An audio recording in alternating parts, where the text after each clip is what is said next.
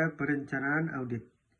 Perencanaan audit adalah prosedur-prosedur yang dilakukan setelah proposal disetujui atau perikatan audit telah ditandatangani dan merupakan jembatan untuk pekerjaan pengujian.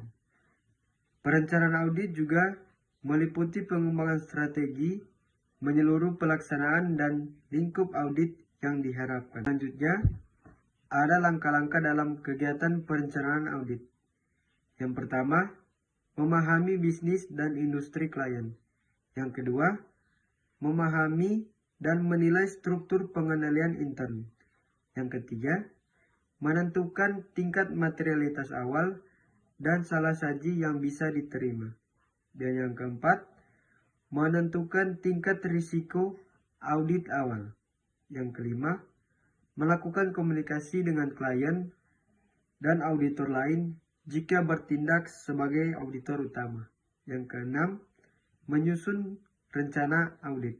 Dan yang terakhir, menyusun audit program. Selanjutnya, dalam perencanaan audit, auditor harus mempertimbangkan yaitu antara lain. 1. Masalah yang berkaitan dengan bisnis entitas dan industri yang menjadi tempat entitas tersebut. Yang kedua, kebijakan dan prosedur akuntansi entitas tersebut. Yang ketiga, metode yang digunakan oleh entitas tersebut dalam mengolah informasi akuntansi yang signifikan, termasuk penggunaan organisasi jasa dari luar untuk mengolah informasi akuntansi pokok perusahaan. Dan yang keempat, tingkat risiko pengendalian yang direncanakan.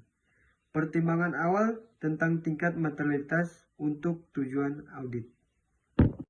5. Pos laporan keuangan yang mungkin memerlukan penyesuaian atau adjustment.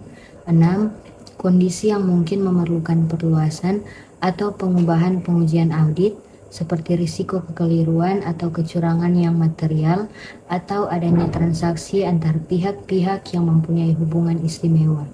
7. Sifat laporan auditor yang diharapkan akan diserahkan, sebagai contoh laporan auditor tentang laporan keuangan konsolidasian, laporan keuangan yang diserahkan ke Bapepam, laporan khusus untuk menggambarkan kepatuhan klien terhadap kontrak perjanjian.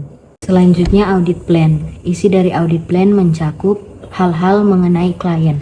Yang pertama, bidang usaha klien, alamat, nomor telepon, fax.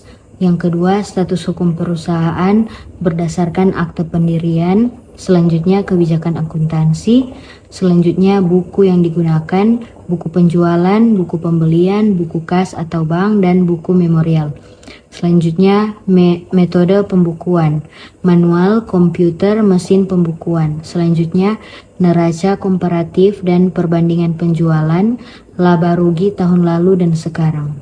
Selanjutnya, klien kontak, presiden direktur, controller, penasihat hukum, accounting, auditing, dan tax problem. Selanjutnya, accounting problem, yaitu perubahan metode pencatatan dan manual ke komputer, revaluasi fixed asset, perubahan metode atau tarif penyusutan, dan selanjutnya auditing problem, hasil konfirmasi tahun lalu tidak memuaskan, perubahan accounting policy, selanjutnya tax problem, yaitu masalah restitusi, kekurangan penyetoran, atau adanya pembukuan dan perusahaan. Ini ada hal-hal yang mempengaruhi klien, yaitu majalah ekonomi atau surat kabar, Business News, dan Ekonomi Keuangan Indonesia. Dan yang selanjutnya ada hal-hal yang mempengaruhi klien. Pertama ada rencana kerja auditor. Ada 3, yaitu staffing, waktu pemeriksaan, dan jenis jasa yang diberikan. Selanjutnya ada hal-hal tambahan, ada 2, yaitu bantuan yang dapat diberikan klien dan tim schedule. Dan yang terakhir ada pada akhir audit plan mencantumkan ada 3, yaitu dibuat oleh, review oleh, dan approved oleh. Yang berikut masuk pada audit program. Pengertian dan tujuan audit program. Audit program merupakan kumpulan prosedur audit atau dibuat tertulis yang rinci dan dijalankan untuk mencapai tujuan audit. Atau akan lebih baik jika audit program dibuat terpisah untuk compliance test dan substantive test.